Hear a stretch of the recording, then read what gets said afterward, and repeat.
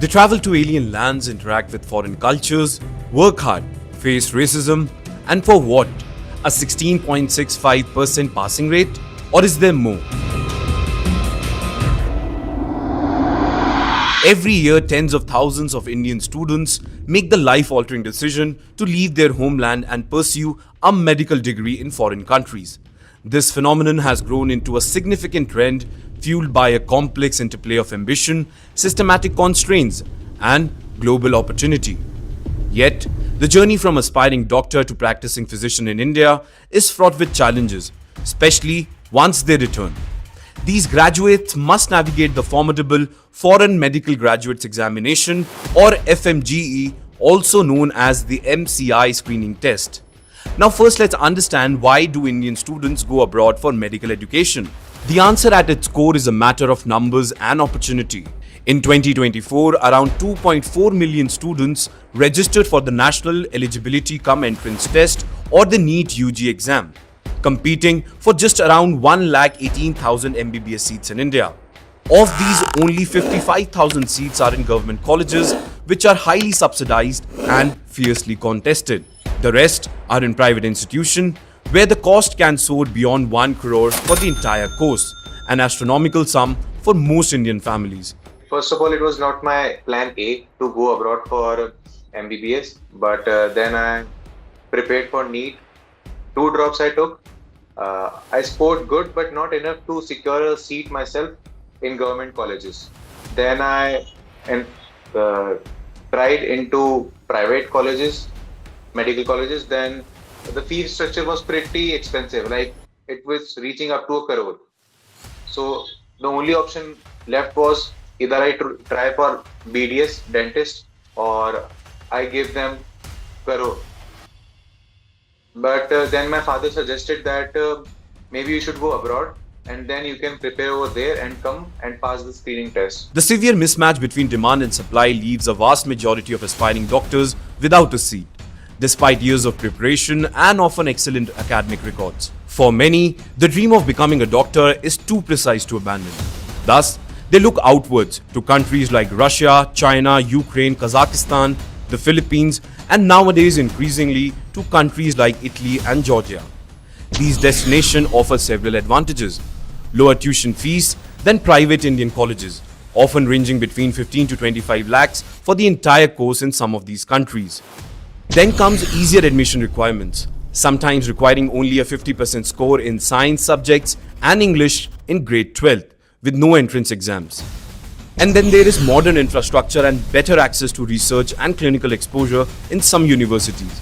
At least, this is what the perception is. Global exposure can be a valuable asset in a medical career. For many, studying abroad is not a compromise, but a strategic decision, an alternative route to a cherished goal.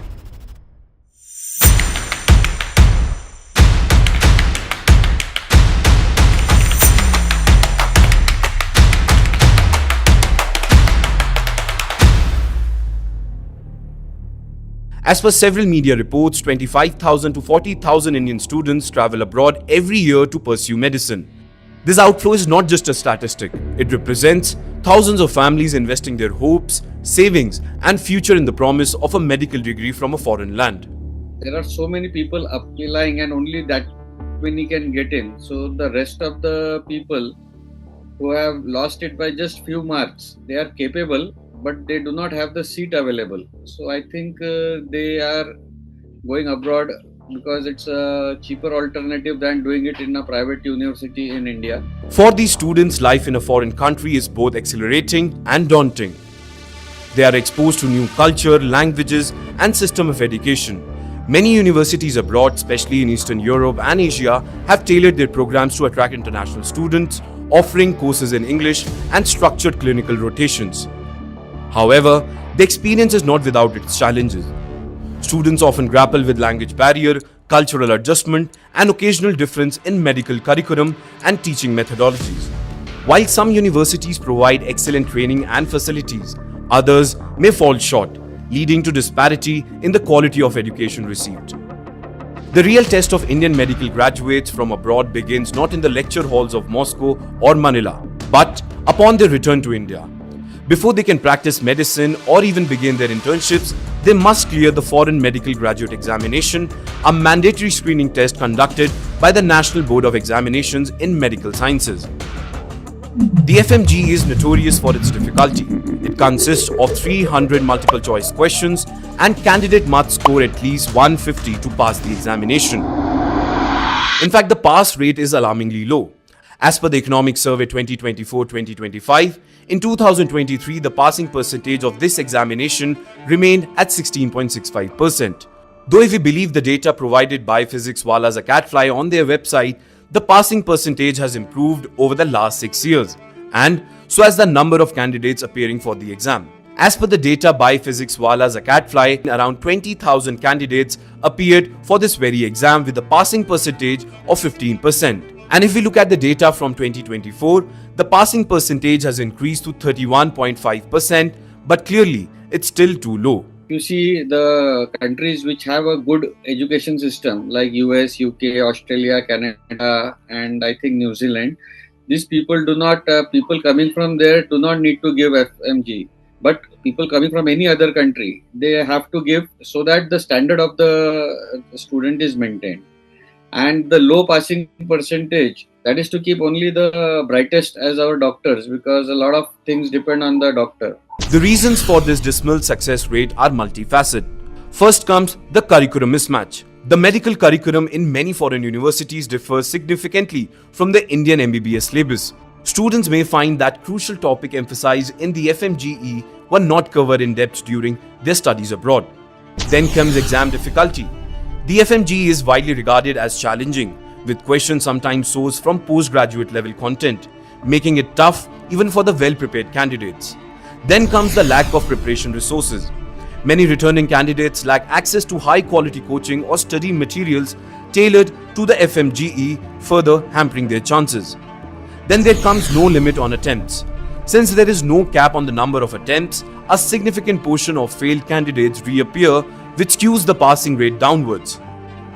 The psychological toll of repeated failures, coupled with the financial and emotional investment already made, can be devastating for these young doctors and their families. Even for those who clear the FMGE, the journey is not over. They must complete a one-year internship in an Indian medical college or hospital recognized by the National Medical Commission. Securing these internships can be competitive, and foreign graduates sometimes face bias or skepticism regarding the quality of their training. I didn't face any issues because I scored pretty good. I scored 204 out of 300.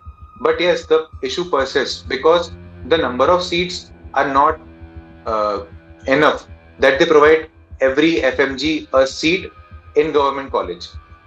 Some in other states they take money, or they have to wait for second counseling, and worst case possible they have to wait for another 6 months. So yes, the amount of marks really decides the internship process. Will it be easy for you or not? Moreover, the bottleneck created by the low FMGE pass rate means that thousands of qualified professionals remain unable to contribute to India's healthcare system. Any exam is a very stressful situation for any student, and these people are hardly 22 23 years of age when they come back, and to face rejection in this is not very healthy for them.